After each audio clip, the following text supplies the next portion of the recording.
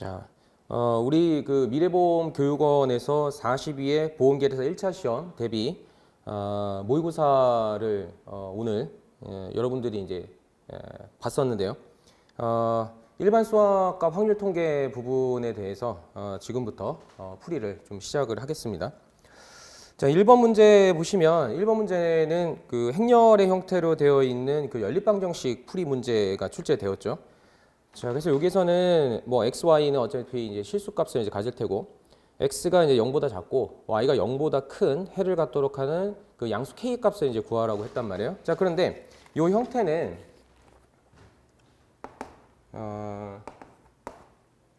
1 k제곱의 2의 xy k 0의 x 이렇게 이제 주어졌죠. 이런 상태에서 우리가 x와 y가 각각 음수와 양수로 되었을 때 적절한 그 k 값을 이제 찾아내야 되는데요. 자, 그러면 요 식은 실수배가 되어 있으니까 0의 kx 요 형태가 되겠죠. 자, 근데 그 우변에 있는 이 벡터를 좌변의 형태로 한번 선형 변환을 한번 해봅시다. 자, 선형 변환을 통해서 1 k제곱 2 xy 그 다음에 여기는 00 k 0 이런 형태가 되겠죠. 그 다음에 xy 됐죠. 자, 그러면 이제 우리가 이런 형태로 a를 이제 선형 변환을 통해서 좌변과 같은 형태로 이제 뒀어요. 자, 그러면 1 k 제곱 마이너스 k 2 xy 이러한 형태를 이제 유도해낼 수가 있겠죠. 자, 그러면 요거 같은 경우에는 결과적으로 연립방정식에서 xy가 0이 아닌 어떤 그 해를 갖게 되니까 여기서 이제 ad-bc의 형태가 성립이 되겠죠. 자, 그래서 ad-bc가 결과적으로는 0이 돼야 되겠죠. 자, 그럼 여기서 이제 k에 대한 2차 방정식이 이제 만들어지는데 좀 전개를 해보면 k제곱 마이너스 k 마이너스 2는요. 이런 형태로 되고 요걸 이제 인수분해를 해보면 1, 2 마이너스 그러면 k 플러스 1에 k 마이너스 2는 0 이렇게 두 가지 해가 이제 존재하게 되죠. 자, 그래서 k는 마이너스 1 또는 k는 2의 형태가 이제 나오게 되는데 여기서 어떠한 값을 이제 구하라고 했냐면 양수의 값을 이제 구하라고 했으니까 결과적으로 k는 2가 답이 되겠죠. 자, 그래서 요거 같은 경우에는 사실 그 우리가 한 10년 전에는 이 행렬의 형태가 고등학교 그 문과생이든 이과생이든 다 이게 포함이 되어 있고 이런 선형 변환 같은 경우는 이과생들 같은 경우에는 충분히 이제 학습을 했었는데 지금 이제 교과 과정이 바뀌면서 행렬이 좀 사라진 상태죠. 그래서 아마 요 행렬 부분은 여러분들이 공부할 때 조금 어려움을 느낄 수가 있는데 어쨌든 중요한 것은 2x2에 대한 것들만 이제 주로 이제 출제가 되니까 이런 이제 간단한 그 연립방정식 푸는 그런 과정들만 익히면 행렬에 대한 문제가 출제되었을 때 어렵지 않게 좀 해결을 할 수가 있을 것으로 보입니다. 자, 그럼 2번 문제는 3차 방정식에 대한 문제인데요. 3차 방정식에서 한 근이 1 플러스 루트 2라고 이제 주어졌는데 방정식에서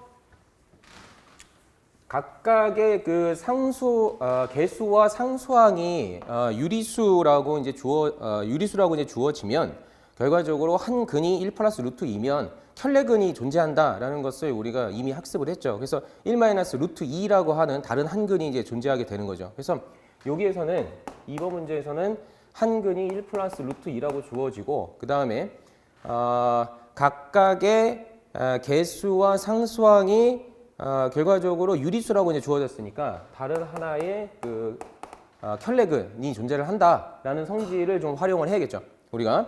그리고 또 다른 경우에는 개수와 상수항이 실수일 때에 뭐 예를 들어서 1 플러스 2i라고 하는 어떤 허근이 존재한다. 그러면 똑같이 마찬가지로 그 켤레근이 존재하는 형태가 이제 주어질 수가 있으니까 여러분들이 이런 형태가 주어지든 아니면 요 밑에 그 허근이 주어지든 켤레근이 존재한다는 사실을 가지고 문제를 해결하면 되겠죠.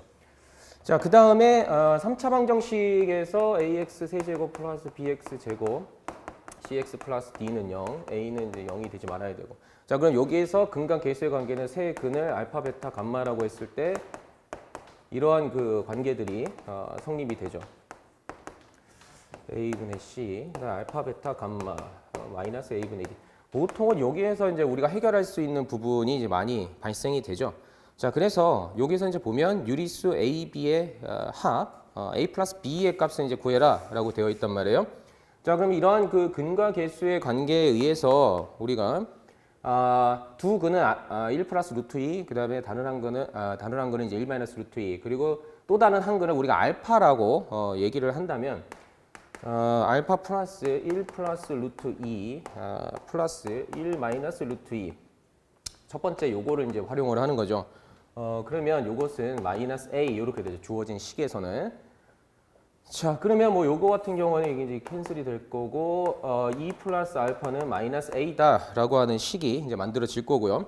자, 그다음에 이건 첫 번째고 두 번째의 근과 계수의 관계를 활용하면 알파 1 플러스 루트 2 플러스 1 플러스 루트 2, 1 마이너스 루트 2, 그 다음에 1 마이너스 루트 2와 알파 이렇게 이제 곱한 것이 결과적으로 이제 B 개수가 여기는 이제 B로 되어 있으니까 그 다음에 세 번째 식 알파, 베타, 감마 이제 곱한 거죠. 1 플러스 루트 2, 1 마이너스 루트 2. 자, 이렇게 이제 되면 요건 이제 3이다 이렇게 이제 주어진 식에 의해서. 자, 그래서 요거 이제 세 개를 가지고 연립해서 우리가 풀어보면 알파, 그 다음에 A, 그 다음에 B의 값들을 다 유도해낼 수가 있겠죠. 자, 그래서 알파는 마이너스 3, A는 1이고 B는 마이너스 7 이렇게 이제 유도해낼 수가 있겠어요. 자, 그럼 여기서 이제 A 플러스 B의 값을 이제 구하라 했으니까 요거 두 개를 이제 더해주면 되겠죠. 2번 문제 같은 경우에는 이제 3차 방정식에 어떤 이제 켤레근이 존재를 할 때에 근과 계수의 관계를 이용해서 우리가 어떤 그 관계식의 그 계산값을 이제 찾아낼 수 있는지에 대한 이제 문제죠. 2차 방정식에 대한 것은 뭐 나오진 않겠죠. 뭐 2차 방정식 워낙 쉬우니까. 그래서 한 3차 방정식 정도까지는 이제 근과 계수의 관계를 활용한 문제들이 나올 수가 있고, 뭐 여기서 조금 이제 한 걸음 더 나가 보자면, 뭐 예를 들어서 이러한 그 허근이 주어지면 그 계수와 상수항이 실수라고 우리가 이제 정의를 한다면 이러한 그 켤레근이 이제 존재를 한다. 뭐 이 정도까지 좀 알아두시면 근과 계수의 3차 방정식의 근과 계수의 관계에 대한 문제는 어렵지 않게 해결할 수 있을 것으로 이제 보입니다. 자, 그다음에 이제 3번 문제는 곡선 x 세제곱 마이너스 y 세제곱 해서 이렇게 이제 어떤 3차 식이 이렇게 주어졌죠.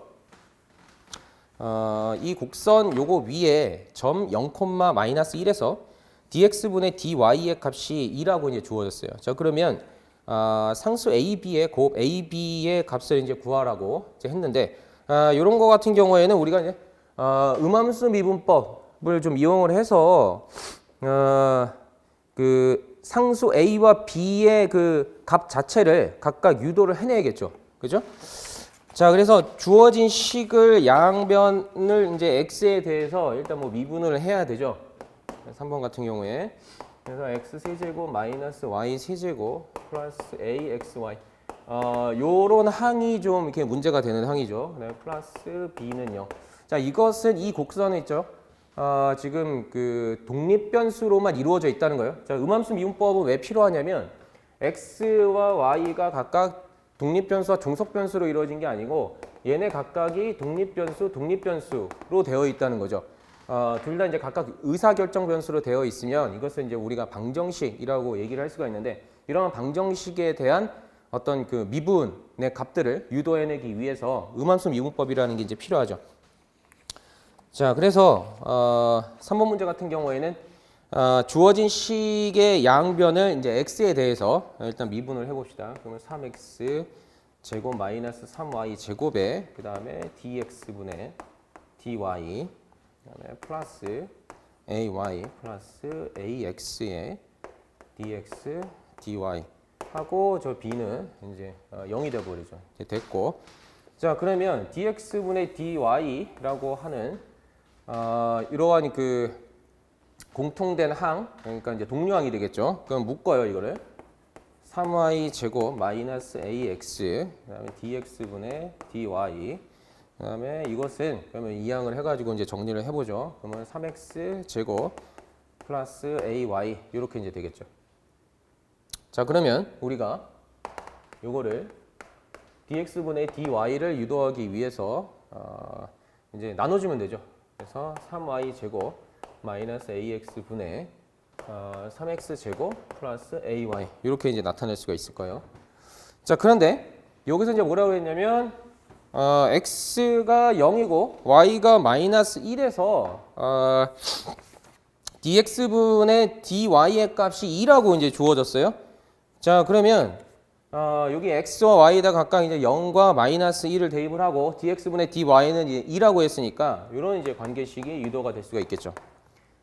자, 그래서 a는 마이너스 6. 그럼 a 값은 이제 구했어요. 자, 근데 이 곡선이 지금 어디를 지나냐면 0,1을 지난단 말이에요. 그래서 a 이제 마이너스 6 대입하고요. 그 다음에 저 주어진 식에서 0, 마이너스 1을 이제 대입을 하게 되면 이런 이제 식이 유도가 되죠. 0, 마이너스 1을 지난다고 했으니까 주어진 식에 대입을 하면 1 플러스 b는 0. 그래서 b를 구할 수 있는 방정식이 만들어지죠. 자, 그래서 b는 마이너스 1. 자, 그럼 이제 최종적으로 a와 b 값에 이제 곱을 구하라고 했으니까 뭐 6이 되겠네요. 됐죠? 자, 그래서 이 문제 같은 경우에는 우리가 그 음함수 미분법에 대해서 이해를 하고 있느냐.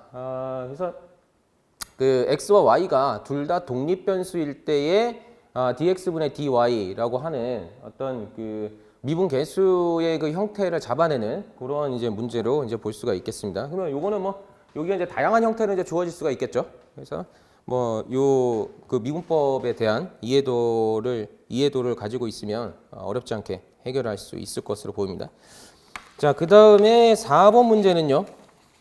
두 직선이 주어졌고 점 0,k에서 두 직선에 이르는 그 거리가 얘가 이제 같도록 저거를 해보세요. 같도록 하는 모든 실수 k의 값에 이제 합을 구하세요. 자, 그러면 뭐 요거는 이제 상황은 어떤 상황인지 알죠? 어떤 점이 있고 두 직선이 뭐 이렇게 있다 이거예요. 그럼 여기서부터 여기까지, 여기서부터 여기까지 이르는 거리가 서로 같아지도록 만들자. 그렇죠? 자, 그래서 하나의 직선이 ax 플러스 by 플러스 c는 0이에요. 그 다음에 요 한 점을 그러니까 이제 이 직선 위에 있지 않은 점이 되겠죠. 그래서 p에 x1, y1 뭐 보통 이제 이렇게 놨었죠 우리가. 그래서 요 둘 사이의 그 거리 d는 루트 a 제곱 플러스 b 제곱에 ax1 플러스 by1 플러스 c 이렇게 이제 구했었단 말이에요. 이것은 우리가 이제 그 피타고라스 정리에 의해서 이제 유도할 수 있는 그 어떤 그 관계식인데, 어쨌든 뭐 이게 지금 벡터로 넘어가면 이제 굉장히 복잡한 문제가 되지만 우리 이제 고등학교 1학년 때 아마 그 직선의 방정식을 하면서 이러한 문제들을 좀 해결을 했었어요. 자, 그러면 주어진 두 직선의 방정식과 0,k라고 하는 그 점 사이에 어떤 그 거리를 이제 각각 측정을 해보자라고 했으니까 저 식을 이용해서 우리가 이제 D1과 D2라고 이제 각각 해서 한번 구해봅시다. 그러니까 첫 번째 그 0,k랑 요게 이제 요 점이 되는 거죠. 그 다음에 x 플러스 2y 마이너스 5는요. 뭐 이렇게 나타내면 되겠죠. 요거 사이에 그 거리를 우리가 이제 D1이라고 합시다. 자, 그러면 1의 제곱 플러스 뭐 2의 제곱, 그러니까 a 제곱 플러스 b 제곱이니까 이렇게 하고 그 다음에 이제 각각 이제 곱해가지고 얘랑 곱하고 얘랑 곱하고요. 그러면 2k에 이제 마이너스 5 이렇게 되겠죠. 자, 그러면 뭐 요거는 이제 루트 5가 될 거고요. 자, 그 다음에 이게 첫 번째. 두 번째는 0,k랑 주어진 게 2x 마이너스 y 마이너스 2는 0 요거죠. 자, 그러면 D2는 루트 2의 제곱 플러스 마이너스 1의 제곱에 뭐 어차피 쟤는 됐고 그냥 마이너스 k 마이너스 2 이런 형태가 되겠죠. 자, 그러면 요 같은 경우에는 이제 요것도 5가 되죠. 루트 5. 그 다음에 요거 이제 저기 마이너스 이제 어차피 곱해서 나가니까 저거 k 플러스 2의 형태로 이제 될 거고. 자, 그럼 이제 이거 두 개가 이제 서로 같다 뭐 이렇게 나와야 된단 말이에요. 자, 근데 뭐 절대값 들어갔다고 뭐 이렇게 쫄 필요 없죠. 뭐 루트 5 그 다음에 2k 마이너스 5는 루트 5분의 마이너스 k 마이너스 2 뭐 이런 형태가 되는데 요거는 이제 캔슬이 될 거고. 자, 그러면 여기 이제 둘 다 이제 절대값이 이렇게 붙어 있잖아요. 그러면 어차피 얘는 2k 마이너스 5 요거는 플러스 마이너스 k 마이너스 2 이렇게 이제 나타내면 되겠죠. 결과적으로. 그래 또 어차피 이제 같은 형태가 이제 만들어져요. 자, 그래서 이런 이제 형태가 이제 만들어지면 모든 실수 여기서 이제 k 값이 이제 방정식을 두 가지로 이제 풀어보면 k는 1 또는 k는 7 이렇게 이제 두 개가 나온단 말이에요. 자, 그러면 여기 이제 모든 실수 k 값을 이제 합한 것을 이제 구해봐라. 그랬으니까 요거 두 개 더하면 8이 되죠.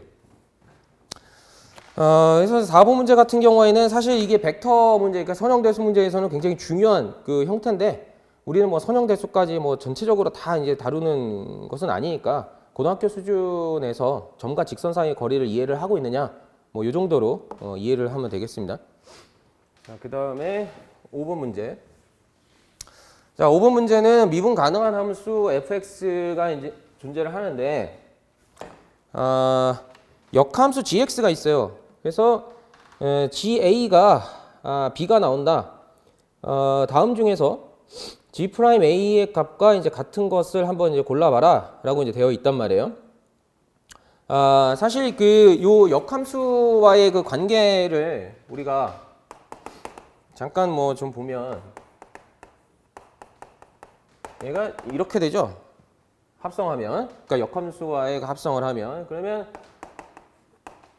그 합성함수를 우리가 이제 이렇게 나타낼 수가 있죠. 얘가.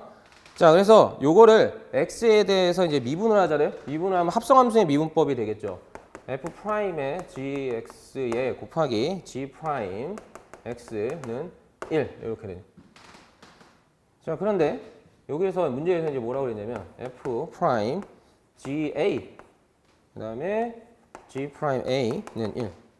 자, 그런데 왜 a를 집어넣냐면 얘가 얘라 그랬단 말이에요. 그렇죠? 자, 그래서 ga가 이제 b니까 뭐 결과적으로 g' b는 이렇게 나타냈었죠. f'g의 a 분의 1. 그래서 얘는 이제 결과적으로 b의 값을 가지니까 이렇게 이런 형태로 이제 우리가 전환을 해서 역함수 미분법에 대해서 해결할 수가 있겠죠. 자, 그래서 5번 문제 같은 경우에는 이제 역함수 미분법에 대해서 여러분들이 이제 해결할 수 있느냐 뭐 이런 이제 문제가 되고요. 자, 6번 문제는 수열의 이제 극한값을 이제 구해야 되는데 그 수열의 일반항이 주어지진 않고 좀 얘가 이제 뭐 루트 7, 뭐 루트 7에 루트 7 뭐 이런 식으로 이제 쭉 주어졌죠. 혹시나 하는 마음에 뭐 얘기를 하지만 얘가 이제 루트 7에 루트 7 이거의 의미는 루트 7 곱하기 루트 7이란 말이에요. 그럼 뭐 지수 확장을 좀 우리가 생각을 해보면 7의 2분의 1에 곱하기 7에 요거 2니까 4가 된단 말이에요. 4분의 1이란 말이에요. 그럼 결과적으로 얘가 이제 2분의 1 더하기 4분의 1 이런 형태가 된다는 거죠. 그래서 그러한 그 패턴대로 지금 쭉 가고 있는데 그러면 얘가 지금 일반항이 어떤 형태가 이제 되겠느냐라고 하는 이제 의미가 되죠. 자, 그래서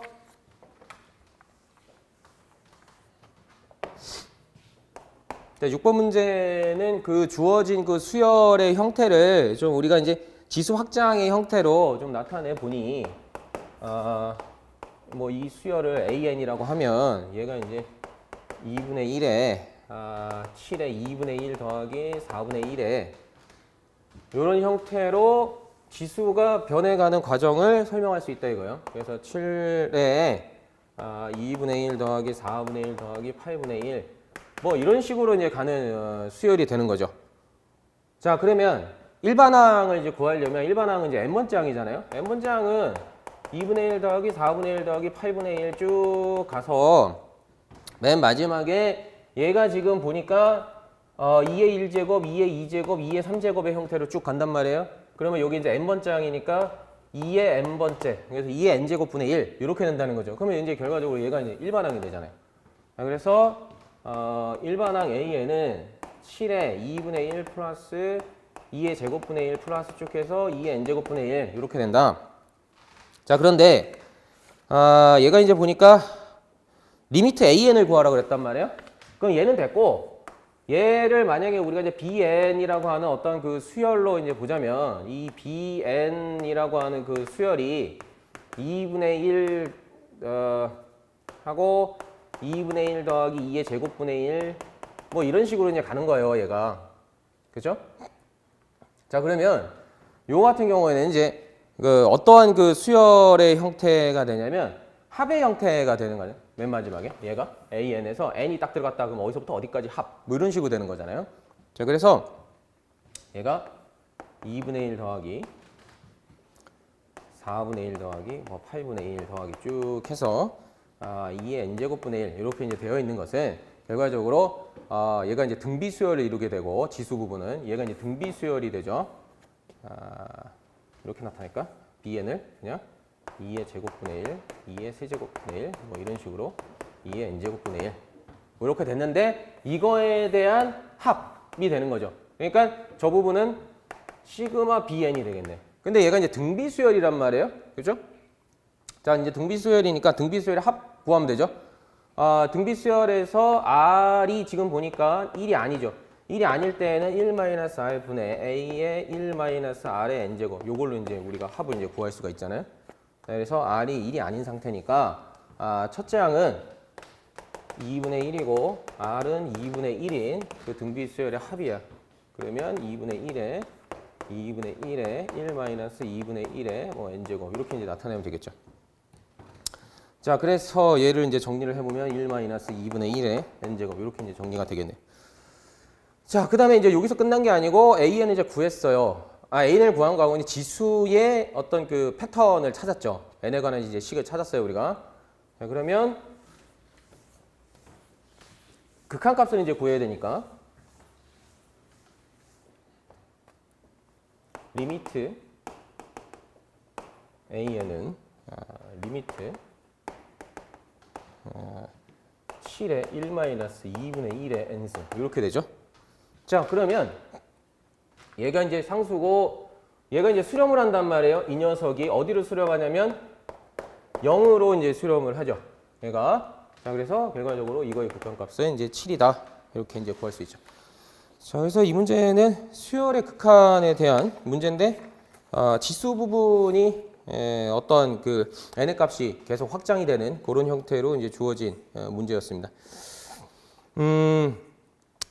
수열의 극한 문제는 뭐 워낙 이제 다양한 형태로 나올 수가 있으니까 여러분들이 이제 뭐 요거에 대해서 어떤 원리만 좀 잘 이해를 하면 되죠. 보통 이제 뭐 이런 이제 특이한 형태의 그 극한을 이제 구하는 형태가 이제 주어질 수 있고 보통 이제 우리가 많이 푸는 게 이제 무한대분의 무한대라든지 그 다음에 또 뭐 있지 무한대 빼기 무한대의 형태 뭐 이런 것들 이런 것들은 이제 많이 풀게 되니까 그때마다 이제 푸는 그 방법들이 있었죠. 자, 그 다음에 7번 문제는 이것도 이제 극한을 구하는 문제예요. 극한을 구하는 문제인데 리미트 n이 무한대로 갔어요. 그런데 얘가 1 플러스 4 플러스 7 플러스 3n 마이너스 2 1 플러스 5 플러스 9 플러스 쭉 해서 4n 마이너스 3 이렇게 주어졌단 말이에요. 자, 그러면 여기서 일반항은 주어졌어요, 얘가. 그러면 요거를 이제 우리가 좀 그 고급스럽게 좀 얘기를 하자면 시그마 k는 1부터 n까지 3k 마이너스 2 뭐 이렇게 되는 거잖아요. 자, 요것도 시그마 k는 1부터 n까지 4k 마이너스 3 이렇게 되는 거죠, 그죠?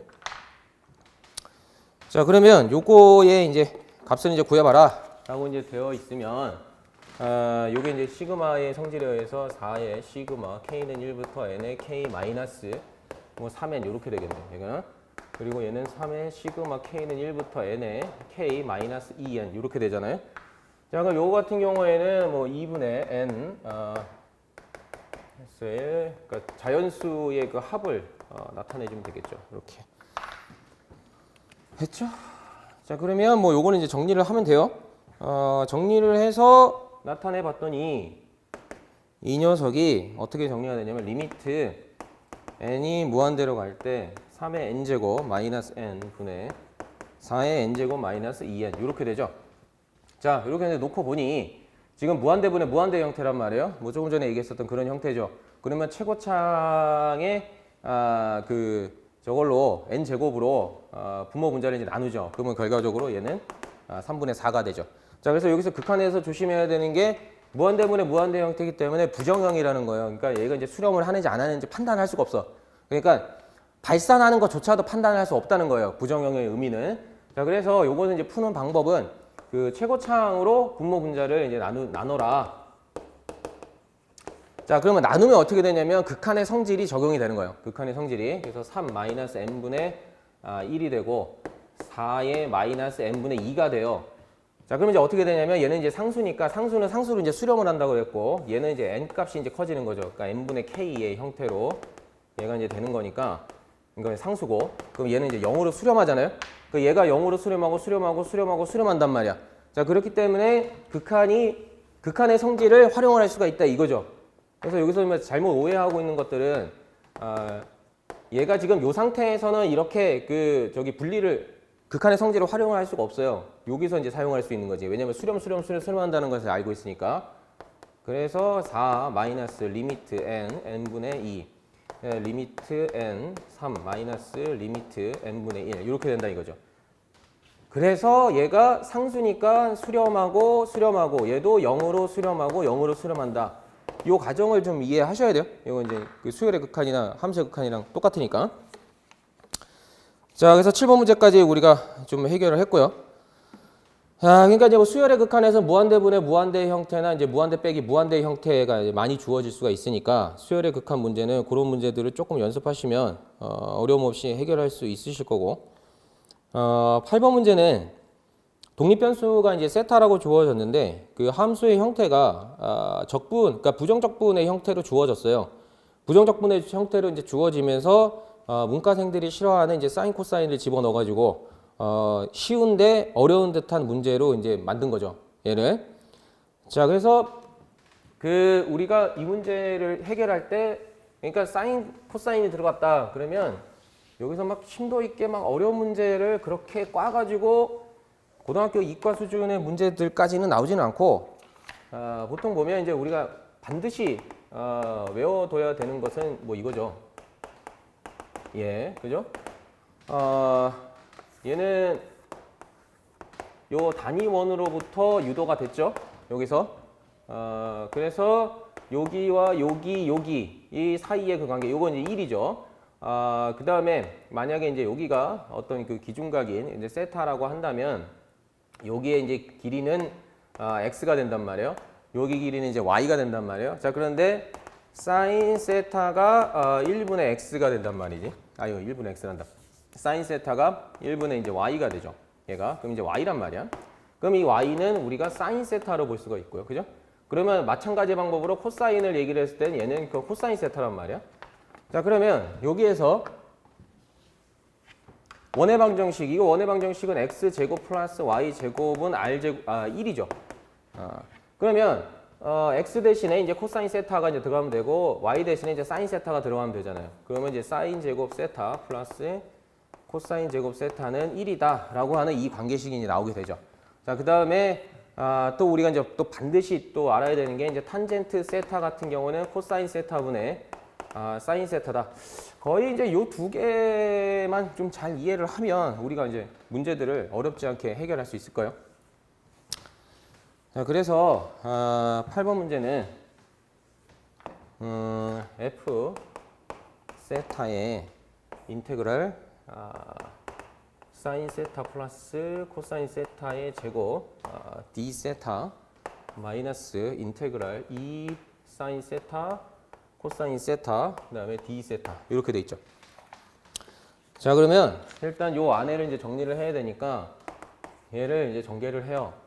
사인 제곱 세타 플러스 코사인 제곱 세타 플러스 2 사인 세타 코사인 세타 이렇게 그다음에 d 세타 마이너스 인테그랄 그다음에 2 사인 세타 코사인 세타 d 세타 이렇게 되죠. 얘가. 자, 그런데 요거는 이제 적분의 그 성질에 의해서 합해가지고 뺄 수가 있단 말이야. 그러면 얘네가 제거가 되죠. 이렇게. 그러면 얘가 이렇게 d 세타 이렇게 된단 말이에요. 자, 그러면 요거는 이제 1이잖아요. 그렇죠? 자, 그러면 요거는 독립변수가 이제 세타였으니까 세타 플러스 c, 그러니까 적분상수 이용해서 이렇게 나타낼 수가 있어요. 자, 그러면 여기서 이제 빼보라고 했는데 두 번째 f 2분의 파이 빼기 f 4분의 파이니까 얘 이제 적분상수는 필요가 없을 거예요. 빼지니까. 그러면 그 세타니까 세타에 이 값들만 이제 들어가면 되죠. 그러니까 2분의 파이 마이너스 4분의 파이 뭐 이렇게 된 얘가 됐죠? 그러면 얘 얼마야? 4분의 2. 그래서 4분의 파이 이렇게 되죠. 그래서 이 문제도 이제 어렵게 보이지만 아까 전에 얘기했었던 그 두 개의 그 관계식 있죠. 관계식만 좀 잘 이해를 하면 어렵지 않게 이런 형태의 문제들을 좀 해결할 수 있을 거예요. 그 다음에 이제 9번 문제. 9번 문제가 이제 뭐 작년에 좀 이렇게 극좌표계를 이용을 해서 나온 이중적분 문제에서 조금 이제 어려운 문제로 이제 출제가 된 거죠. 얘가 뭐 100점 방지용 뭐 이렇게 볼 수가 있는데 이중적분 영역 자체가 지금 우리가 이제 이 문제는 9번 R을 이렇게 x, y 영역을 이제 구성을 해보자 이거요. 얘가 이제 이렇게 돼 있어요. x가 이렇게 그다음에 마이너스 루트 16 마이너스 x 제곱 y 그다음에 루트 16 마이너스 x 제곱의 형태. 자, 여기가 얘가 이제 문제죠. 얘가 이제 문제이기 때문에 우리가 쟤를 이제 이용을 해야 돼요. 그러니까 그 여기 뭐니 극좌표로 이제 변환을 해서 우리가 요거를 좀 이해를 해야 되는데 그러면 요거를 있잖아요. 우리 아까 이제 원에서 마찬가지로 x를 r 코사인 세타 이렇게 나타낼 수 있고 그다음 y를 r 사인 세타로 나타낼 수가 있죠. 아까 전에는 우리가 이제 그 단위원을 사용을 했었는데 여기에서 요거 r 마이너스 r 마이너스 r 이렇게 이제 놓고 이렇게 이제 나타내면은 요 x는 r 코사인 세타로 나타낼 수 있죠. 그다음에 y는 r 사인 세타로 이제 나타낼 수가 있어요. 그러면 여기 있는 것들을 우리가 이제 좌표 얘네들 있죠. 얘네들이 있잖아요. 얘네들을 저 사인 코사인을 이용해서 이제 간단하게 해결할 수 있어요. 왜냐면 얘 지금 형태 보면 이게 지금 4의 제곱 마이너스 x의 제곱 뭐 이렇게 돼 있고 얘도 4의 제곱 마이너스 x 제곱 이렇게 돼 있잖아요. 얘가 그죠? 자, 그래서 요걸로 이제 치환을 했어요. 얘로 이제 각각 치환을 하면 얘의 각각의 저게 이제 이렇게 바뀌겠죠. r과 이제 세타로 이제 바뀌겠죠. 그러면 r은 얘가 되죠. 0에서부터 이제 4까지. 그 다음에 세타의 범위가 요렇게. 자, 요거는 그냥 우리가 이렇게 정하는 거예요. 이 문제에서. 그죠? 세타가 이게 아닌 상황이라면 굉장히 복잡해지거든요. 그러니까 이거를 그냥 가정을 하고 그리고 이 극좌표계로 변환을 해서 우리가 이제 문제를 풀어나가야 돼요. 그러면 이제 손쉽게 이 문제들을 좀 해결할 수가 있죠. 자, 그 다음에 또 우리가 이제 정리를 해야 되는 게 얘 4x 제곱 플러스 4y 제곱 플러스 1 있죠? 자, 요거 같은 게 이제 변환을 시키면 얘가 4r 제곱 플러스 1이 되죠. 이렇게. 자, 그래서 이렇게 이제 전환을 다 했어요. 그러면 극좌표계의 이제 변환 문제에서 우리가 좀 이해를 해야 되는 게 어떤 그 미소한 그 면적을 이제 구하고 싶다라고 하면 여기가 dx, 이 dy. 그럼 여기에 이제 면적이 이제 사각형이니까 da라고 하면 dx 곱하기 dy로 이제 우리가 구할 수가 있잖아요. 이런 그 미소한 어떤 그 부분의 면적을. 자, 그런데 이게 어떤 그 울퉁불퉁한 그런 형태로 이제 되어 있어요. 자, 그럼 여기서 우리가 이러한 형태로 돼 있어서 우리가 이제 구해야 되는 부분이 만약에 이러한 형태다. 이 부분을 이제 구하고 싶다. 자, 그러면 요거는 이제 어떤 그 원의 그 반지름 r이라고 하고요. 얘를. 그럼 여기는 이제 dr 부분. 그러니까 어떤 그 반지름에서 이제 미소한 어떤 그 변화를 나타내죠. 자, 그리고 여기는 각도의 어떤 그 미소한 변화. 그래서 d 세타 이렇게 넣을 수 있죠. 자, 그런데 우리가 여기서 이제 알고 있는 것은 요거를 그 어떤 그 호의 길이라고 하면 L은 R 세타잖아요. 이렇게. 그러면 사실 얘 이제 개념적으로 요거랑 이제 곱한 게 여기 넓이가 되잖아요. 그래서 여기에서 이제 미소한 변화 dA 있죠. dA 같은 경우에는 결과적으로 R, D, 세타의 dR 이러한 형태로 우리가 나타낼 수가 있겠죠. 그래서 이제 이러한 형태로 이제 나타낼 수 있다 보니까 주어진 식을 이제 변형을 해보면 극좌표를 이제 변화를 해보면 인테그랄 마이너스 4분의 인테그랄 마이너스 루트 아래 끝이 요거고 위 끝이 얘죠. 그래서 루트 4x 제곱 플러스 4y 제곱 플러스 1 dy dx 이렇게 이제 되어 있단 말이에요.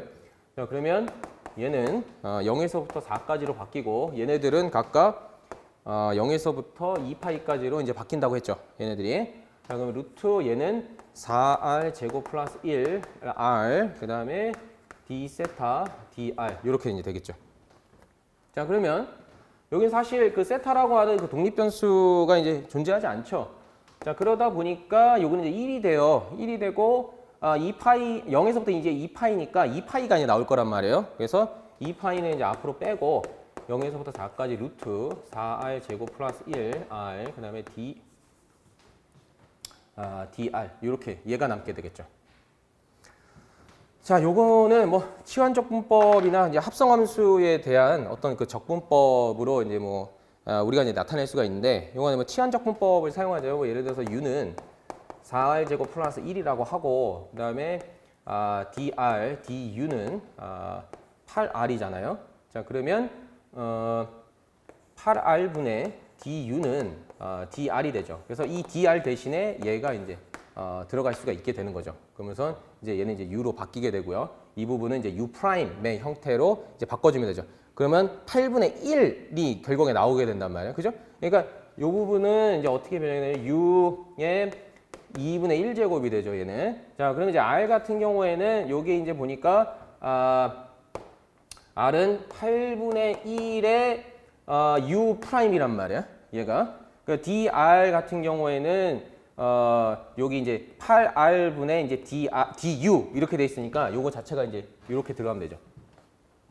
이런 식으로. 그러니까 8r분의 뭐 du 뭐 이런 형태로 이제 들어갈 수가 있죠, 우리가. 그렇죠? 그래서 요거 같은 경우에 요거를 0에서부터 4까지 해서 적분을 이제 풀어내면 마지막으로 6분의 파이 그다음에 65의 3분의 2제곱 마이너스 이렇게 유도해낼 수가 있겠죠. 자, 그러면 이제 9번 문제 됐고요. 자, 10번 문제는 여기서부터는 그 확률 통계 부분인데 이항 분포 이항 정리 문제네요. 10번 문제는. 그래서 ax 제곱 플러스 x 세제곱분의 2의 5제곱의 전개식에서 x의 5제곱의 개수가 160일 때 양수 a 값을 이제 한번 구해봐라 라고 이제 되어 있죠. 그러면 이항 정리 일반항을 이용을 해서 이제 우리가 풀어나갈 수가 있겠죠.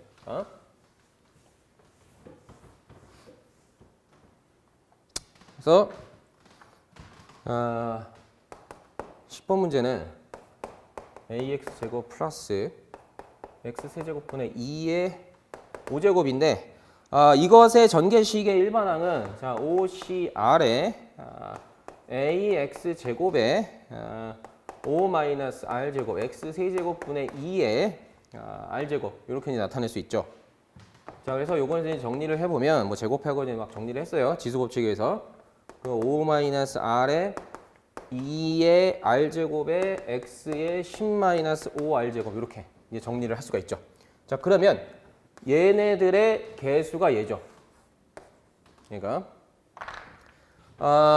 이항 정리에서 우리가 이제 컨비네이션을 사용하는 이유는 얘네들이 이렇게 이제 선택을 하잖아요.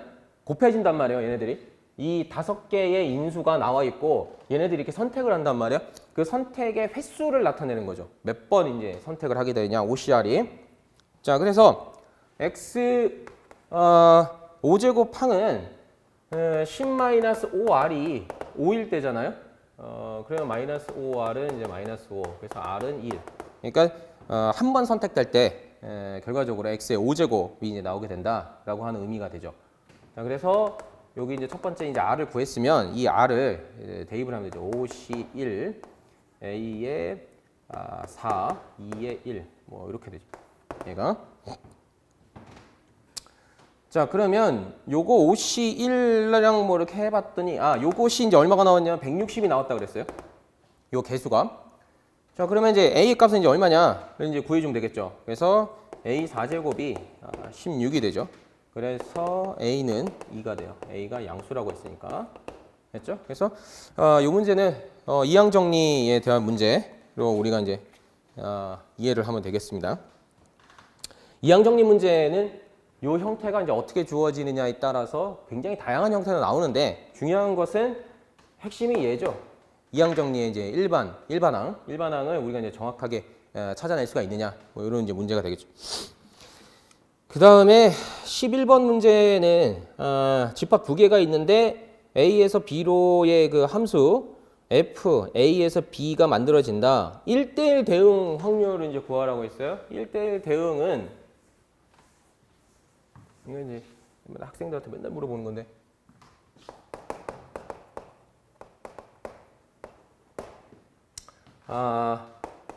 정의역에서 x1과 x2가 다르다면 fx1과 fx2가 다르다. 요거 이 명제가 이제 성립이 되면 1대1 함수죠. 1대1 함수에서 이제 공역과 치역이 이제 같다라는 조건까지 이제 만족을 시키면 1대1 대응이죠. 근데 여기는 이제 이제 A에서 B로의 그 함수를 이제 보니까 얘가 A, B, C 그 다음에 1, 2, 3 이렇게 돼 있어요. 자, 그러면 얘가 그 A가 세 가지를 선택할 수 있단 말이에요. A는. 그래서 A가 만약에 A가 이제 그 셋 중에 이제 하나를 선택할 수 있으니까 세 가지의 형태를 이제 뭐 구할 수 있다고. 얘가 만약에 이제 1을 가졌어. 그러면 이제 B가 선택할 수 있는 거는 요 두 가지 중에 이제 하나란 말이에요. 그죠? 그래서 이제 두 가지 형태를 갖게 되고. C는 뭐 선택의 여지가 없어. 얘는 어떤 것을 이제 선택을 해야 될지 선택의 여지가 없단 말이에요. 자, 그래서 요 같은 경우에 1대1 대응 같은 경우는 있잖아요. 얘가 3, 2, 1 이렇게 된단 말이에요. 그래서 3 곱하기 2 곱하기 1이야. 그러면 결과적으로 얘는 지금 3팩토리얼의 의미를 갖게 되는 거죠. 1대1 대응 같은 경우에. 자, 그래서 1대1 대응일 확률을 이제 구하라 했으니까 요거는 그러니까 사건 A야.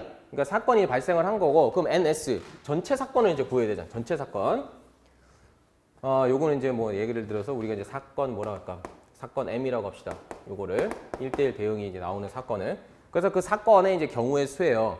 자, 그러면 두 번째 확률을 구해야 되니까 이게 전체 함수의 그 경우의 수를 구해야 되잖아요. 이게 이제 NS가 되겠죠. 표본 공간의 전체의 개수. 그럼 요것도 A에서 F, B, A, B, C, 1, 2, 3 이렇게 되어 있으면 이것도 마찬가지예요. 개념적으로. A가 선택할 수 있는 거는 1, 2, 3 세 개 중에 하나죠. 그러니까 세 가지 경우. 근데 A가 2를 선택했다고 하더라도 B도 2를 선택할 수 있어. 함수면. 자, 그래서 B도 선택할 수 있는 게 세 가지예요. C가 선택할 수 있는 것도 세 가지란 말이야. 그러면 결과적으로 3 곱하기 3 곱하기 3이 되잖아요. 그죠? 그러면 이제 3의 세제곱이 된단 말이야. 이게 이제 NS가 되죠. 이제 표본 공간의 전체의 개수. 그래서 이제 27개 이렇게 나와요. 이거 같은 경우는 이제 서로 다른 세 개에서 중복을 허락해서 세 개를 뽑는다. 그래서 중복 순열로도 이제 우리가 설명할 수 있고, 얘는 이제 그 순열이죠. 퍼뮤테이션. 그러니까 이제 세 개 중에서 세 개를 이제 뽑는다. 이런 이제 개념이 되겠죠. 그래서 이것도 외우려고 하지 말고 그림 그려놓고 이렇게 이제 개념을 좀 생각하면 이런 거 뭐 이렇게 굳이 이렇게 쓸 필요 없어요. 왜냐면 어차피 저놈이나 결과적으로는 그 경우의 수의 고배 법칙을 활용하는 문제거든요, 이게. 근데 이제 어떤 규칙에 맞게끔 이제 고배 법칙을 사용한다는 것 뿐이지. 그러니까 이렇게 이제 개념적으로 해도 아무 문제 없다는 거죠. 됐죠?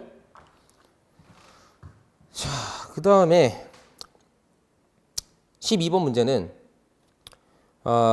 주머니 속에 흰 구슬이 2개, 파란 구슬이 3개, 검은 구슬이 N개 있어요. 그러니까 검은 구슬이 몇 개 있는지 몰라. 그러니까 문제가 되는 거죠, 이게. 이 주머니에서 한 개의 구슬을 꺼내서 색을 확인하고 다시 넣는다. 복원 추출이죠. 1000번 했어. 독립시행이에요. 1000번의 독립시행을 한 거예요, 이거. 그중 흰 구슬이 125번 나왔대요. 이때 N의 값을 이제 구해라. 그러면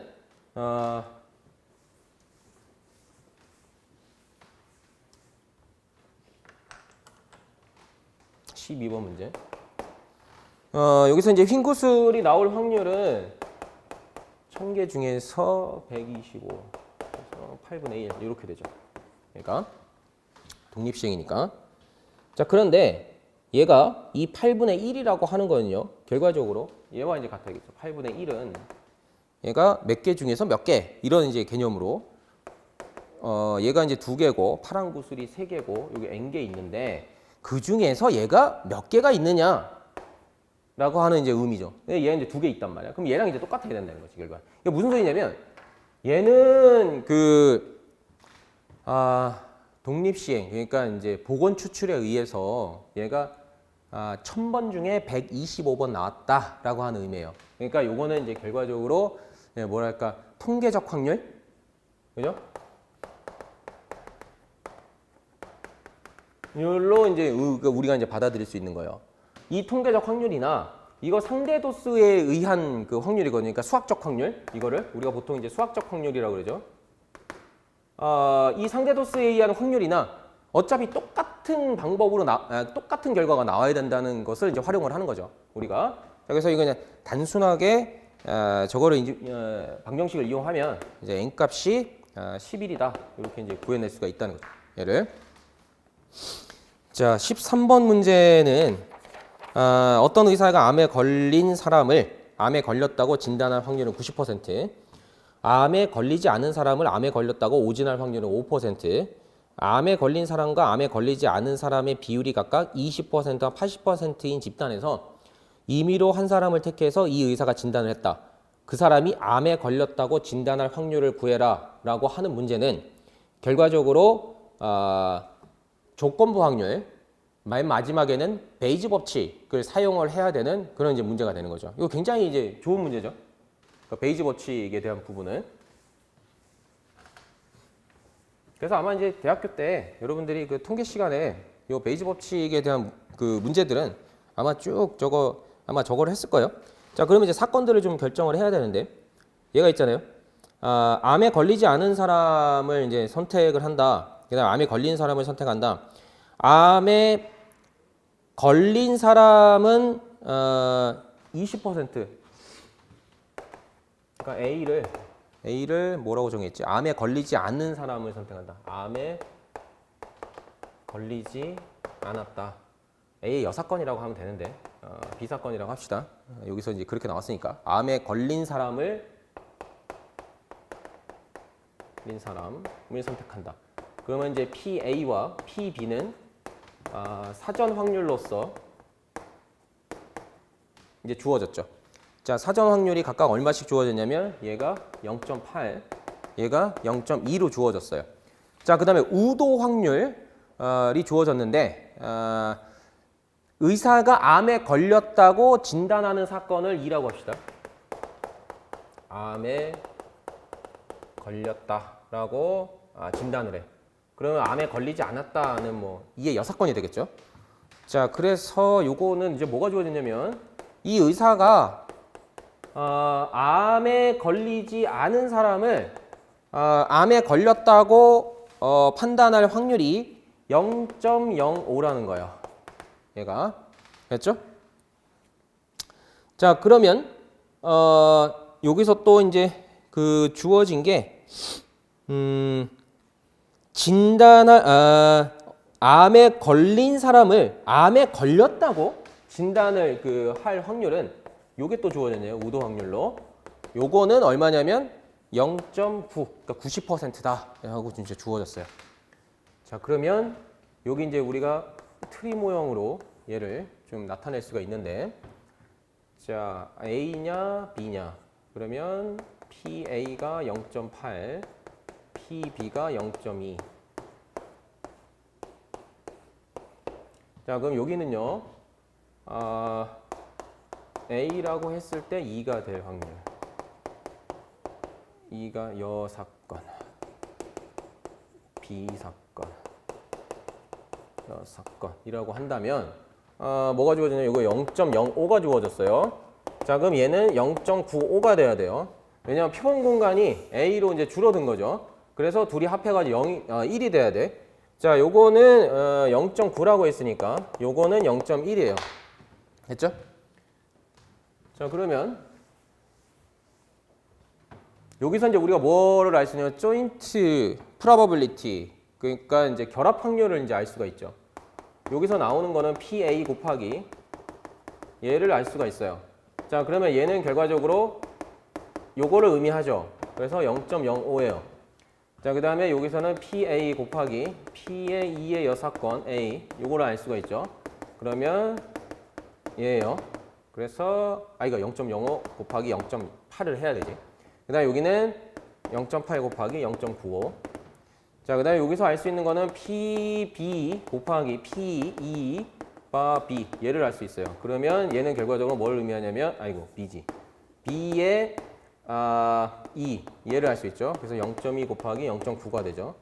얘는 PB의 P의 2의 여사건의 B, 요걸 알 수 있어요. 그럼 얘는 뭘 의미하냐면 B의 2의 여사건, 얘를 알 수 있어요. 그러면 얘는 0.2 곱하기 0.1이야. 됐죠? 자, 그런데 여기서 이제 우리가 원하는 거는 이제 뭐냐면 얘가 그 사람이 암에 걸렸다라고 하는 것은 결과적으로 2가 나와야 되는 거죠. 2. 그러면 이 2라고 하는 건 있잖아요. 그 표본 공간에서 여기 2 발생했죠. 여기 2 발생했죠. 그러면 요거란 말이에요. 그래서 결과적으로는 요거 두 개, 이 결합 확률의 합을 이제 구해라 라고 하는 이제 문제가 되겠죠. 그래서 요거 이제 0.05 곱하기 0.8, 그 다음에 0.2 곱하기 0.9를 해서 0.22 이렇게 이제 잡아내면 되죠. 그래서 그 조건부 확률 같은 경우에는 요 트리를 그려가지고 있잖아요. 여기에는 이제 사전 확률을 나타내요. 여기는 이제 우도 확률을 나타내요. 그러면 여기는 이제 뭐가 나오냐면 결합 확률이 나와요. 곱하면, 그죠? 아마 켈러 통계책으로 이제 공부한 학생들은 요 이제 트리 모형을 이제 알고 있을 거예요. 그죠?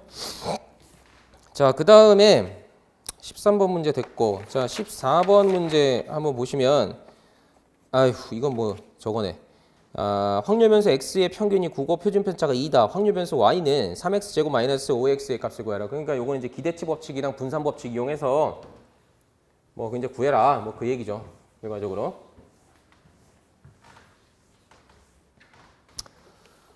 자, 그럼 14번 문제는 x의 기대값은 이제 9고요.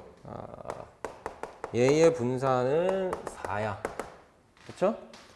자, 그러면 여기 이제 분산은 2의 x 제곱 마이너스 x의 제곱 요거잖아요.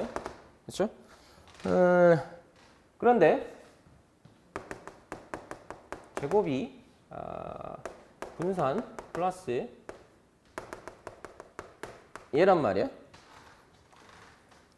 자, 그러면 여기서 얘 값은 뭐 분산 요거 4, 99, 81 이렇게 85 이렇게 이제 구해낼 수가 있죠.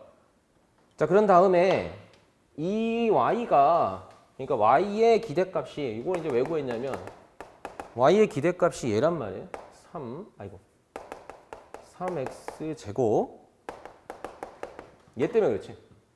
그럼 얘는 가법성이 적용이 되죠. 그래서 3의 x 제곱 마이너스 5 이렇게 된단 말이에요. 그럼 얘는 이제 주어졌고, 요거는 이제 앞에서 우리가 구했고, 그죠? 그래서 뭐 요거 이용해가지고 85, 요거 이제 85라는 거 이용해서 얘 값을 이제 구하면 되겠죠. 그래서 기대치 법칙이랑 분산 법칙을 이용해서 사실 요거 x 제곱의 그 기대값 구하는 거는 분산에서 나온다는 거, 요거 이제 많이 활용되는 문제거든요. 그래서 요거 좀 잘 활용하실 줄 알아야 되고요. 그 다음에 15번 문제는 확률변수 x와 y의 그 결합 질량 함수가 이렇게 이제 주어졌네요. x와 y에 대해서 각각 이렇게 주어졌고, 그러면 x가 1 이상 2 이하이고, 그다음에 y가 1 이상 2 이하일 때에 그때 이제 확률의 합을 한번 구해봐라라고 이제 되어 있단 말이에요. 자, 그런데 이 15번 문제에서 그 의미만 잘 파악하면 또 이제 그 어렵지 않은 문제죠. 얘의 의미가 x2 이렇게. 자, 그러면 요거의 의미는 1에다가 요거, 그 다음에 플러스 p의 x의 1에 y가 2일 때, 그러니까 2, 3 확률이니까, 그 다음에 x가 2고 y가 1일 때, 그리고 x가 2고 y가 2일 때의 그 각각의 그 확률들을 이제 가지고서 이제 문제를 풀면 된단 말이에요. 자, 그러면 그것은 결합 확률 그 질량 함수가 주어졌으니까 각각의 x 값과 y 값을 대입해가지고 그 f 값을 이제 구해내면 돼. 그래서 이제 대입을 하면 되겠죠. 분모가 다 72니까 아마 이제 분모가 다 72로 해가지고 다 나올 거예요. 그래서 72분의 얘 이제 계산해 보면 x가 1일 때, y가 1일 때, 그 각각 3x에다가 x에다 1 집어넣고, 그 다음 y에다가 이제 1 집어넣으면 그 값이 나오죠. 그래서 이제 5가 나온단 말이야. 뭐 이런 식으로 이제 계산을 해주면 돼요. 72분의 10. 그래서 얘가 이제 72분의 30 이렇게 나오면 돼요. 그러면 약분해가지고 나타내면 12분의 5 뭐 이렇게 되는 거죠. 자, 그 다음에 16번 문제는 어떤 확률 변수가 있는데 얘가 이항분포를 따른대요. 이항분포 따르면 이제 NP, NPQ, 루트 NPQ가 된다. 그죠? 그러니까 평균, 분산, 표준 편차가. 그래서 요 문제에서는 이게 확률 변수 15번. 확률 변수 x가 이항분포를 따르는데 얘가 5,p다. 요건 이제 총 시행 횟수가 되고 이제 p는 이제 뭐 성공할 확률이 되겠죠. 그러면 여기서 각각 우리가 평균, 분산, 표준 편차들을 이제 구해낼 수가 있어요. 평균, 분산, 표준 편차를 구할 수가 있는데, 분산은 주어졌어. 9분의 10이라고. 자, 그러면 얘는 9분의 10이니까 NPQ란 말이에요. 그래서 NP1-P가 9분의 10이다. 그럼 여기서 아무래도 저걸 구할 수 있죠. P를 구할 수 있죠. 그래서 얘가 이제 2차 방정식이 나와요. 그래서 9P 제곱 마이너스 9P 플러스 2는 0이야. 자, 그래서 요거 이제 인수분해 해가지고 P의 값을 구해보면 3분의 1이나 또는 3분의 2가 돼요. 얘가. 그래서 얘는 첫 번째 그 P가 3분의 1일 때, 두 번째 P가 3분의 2일 때 이렇게 이제 구분을 해보는 거죠. 그러니까 성공할 확률과 이제 그 실패할 확률이 이제 상반되어 있죠. 3분의 1일 때 평균과 3분의 2일 때 평균을 이제 각각 구해봤어요. 그랬더니 이제 얼마가 나오냐? NP로 구하면 되죠. N 곱하기 P. 그랬더니 3분의 5, 뭐 3분의 10 이렇게 나왔어요.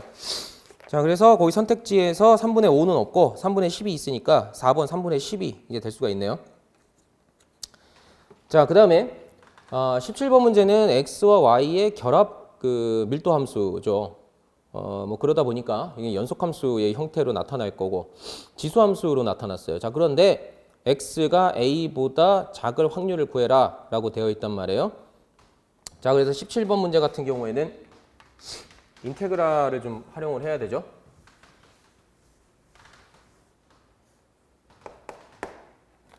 자, 그래서 P가 A보다 이제 작다. 그러면 0부터 A까지 무한대 2의 익스포넨셜 마이너스 2y 제곱 2의 마이너스 x 제곱 dy dx 이렇게. 자, 그러면 얘는 0부터 A까지 요 부분이 이렇게 이제 나오죠. 마이너스 x 제곱 dx. 자, 그래서 요건 1 마이너스 2의 마이너스 a 이렇게 된단 말이에요. 자, 그러면 요것은 이제 3번이 되겠네요, 답이. 자, 그 다음에 18번 문제는 확률 질량 함수가 이렇게 이제 주어졌어요. i 팩토리얼 분의 c 람다 i 제곱. 그 다음에 i는 0부터 이제 뭐 쭉 간다. 그 람다는 이제 0보다 큰 값이다. 그랬을 때 x는 0의 값을 이제 구해라라고 이제 되어 있단 말이에요.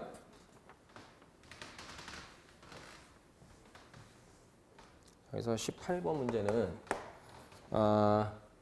우리가 이제 쓸 수 있는 성질이 i가 0부터 무한대 pi. 요거는 이제 1이란 말이에요. 이제 다 더하면. 자, 그렇기 때문에 c의 시그마 i는 0부터 무한대 그다음에 i 팩토리얼 그다음에 람다 i 제곱은 이제 1이 돼야 된다 이거지. 그러면 얘는 c의 익스포넨셜 람다는 1. 그래서 c는 익스포넨셜 마이너스 람다 이렇게 되죠. 자, 그러면 p의 x는 0. 얘는 0 팩토리얼 분의 익스포넨셜 마이너스 람다의 0제곱. 그래서 이렇게 출력이 되죠. 자, 그래서 18번 문제의 해답은 뭐 1번이 되겠네요. 자, 그 다음에 19번 문제는 양의 상수 남다에 대해서 fx가 이렇게 이제 남다 곱하기 익스포넨셜 마이너스 남다 x제곱으로 주어졌고 x가 0보다 클 때에 확률 밀도함수의 정률 생성 함수를 이제 구하라고 했어요. 자, 그러면 정률 생성 함수는 구하는 방법이 어쨌든 출발은 다 똑같죠.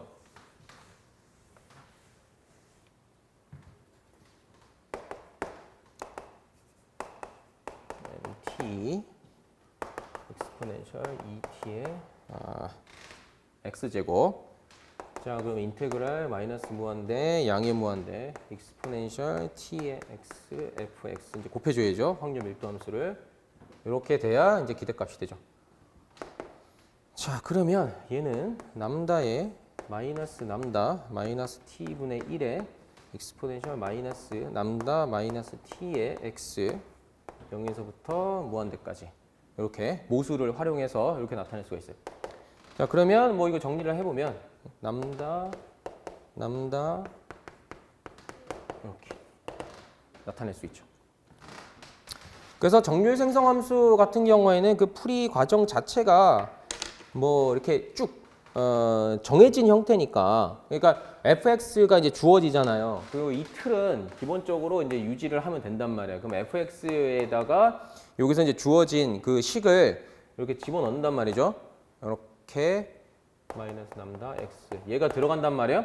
그러면 이제 적분해주면 돼. 이거 가지고 그렇죠? 지수의 그 적분법 이용해서 구해주면 되는 문제니까 기계적으로 이렇게 쭉 주어지는 그 확률 밀도함수 이용해서 구해주면 되겠죠. 자, 마지막에 이제 20번 문제는 한 버스 정류장에서 매시 0분, 15분, 35분에 1회씩 버스가 발차를 해요. 한 사람이 우연히 이 정거장에 와가지고 버스가 발차할 때까지 기다리는 그 기대값을 이제 구하려면 얘가 이제 보시면 여기 이제 15분, 그러니까 여기 0분이죠. 0분, 15분, 그다음에 여기 이제 35분쯤이 있겠죠. 자, 그럼 이제 얘를 이제 어떻게 해야 되냐면 이 구간별로 이렇게 좀 쪼개야 되죠. 이 구간별로 이렇게.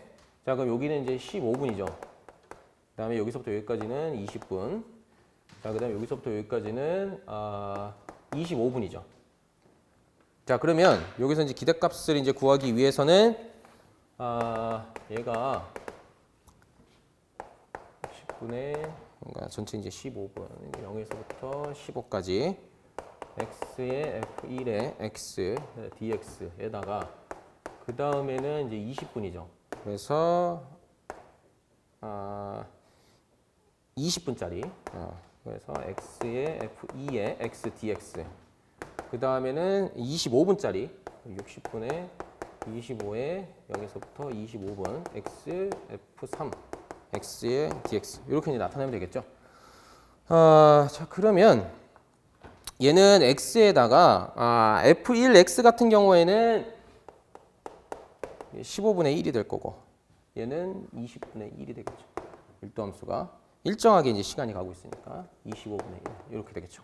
얘네들이 일항분포의 형태로 주면 될 거예요. 얘를. 자, 그러면 요것들은 이제 계산을 해서 다 더하면 24분의 250 이렇게. 자, 그럼 요거는 이제 분 단위로 이제 되어 있는 거죠, 지금. 그러니까 요거는 이제 시간 요거를 이제 그 대분수로 좀 바꿔 보면 되겠죠, 뭐. 10에 24분의